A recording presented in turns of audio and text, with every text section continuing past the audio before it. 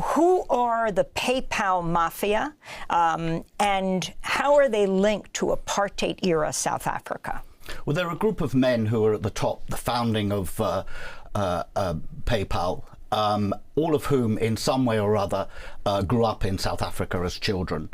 You've got Musk himself, who was born in South Africa and lived there, went to high school there until he was 18. Musk's grandfather, Canadian grandfather, had been the head of the Canadian branch of a political movement in the 1930s called Technocracy Incorporated, which in essence wanted to scrap democracy in the United States and Canada and have technocrats rule the country, which might sound familiar. That becomes a de facto fascist party, is banned during the Second World War, and then the grandfather moves to apartheid South Africa, having had no connection to the place, in 1950 because he likes the sound of apartheid. And even Errol Musk says of the grandfather, he was an open neo-Nazi.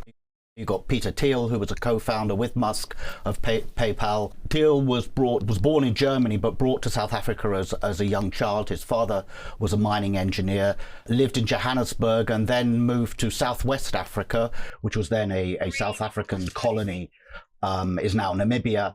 And he went to school in Swakopmund, which was notorious as probably the last place on the planet where people still openly greeted each other with Heil Hitler and celebrated Hitler's birthday. He went to a German school there before moving to the United States when he was 10 or 11.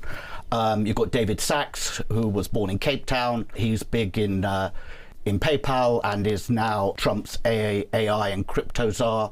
He moved to Tennessee as a relatively young child, but grew up in the white South African diaspora there.